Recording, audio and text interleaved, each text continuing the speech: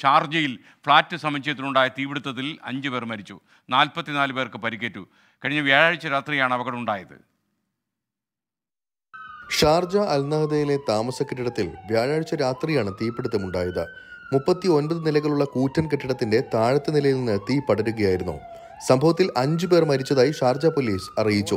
തീപിടുത്തത്തെ തുടർന്ന് പുക ശ്വസിച്ചാണ് 5 പേരുടെയും മരണം സംഭവിച്ചത്. 44 പേർക്ക് പരിക്കേറ്റിട്ടുണ്ട്. ഇതിൽ 17 പേരുടെ പരിക്ക് സാരമുള്ളതാണ്. 27 പേർക്ക് നിസ്സാര പരിക്കേറ്റതായും പോലീസ് വ്യക്തമാക്കി. ഇവരെല്ലാം സമീപത്തെ ആശുപത്രികളിൽ ചികിത്സയിലാണ്. അതേസമയം മരിച്ചവർ ഏത് രാജ്യക്കാരാണ് എന്നതുൾപ്പെടെയുള്ള വിശദാംശങ്ങൾ പോലീസ് പുറത്തുവിട്ടിട്ടില്ല.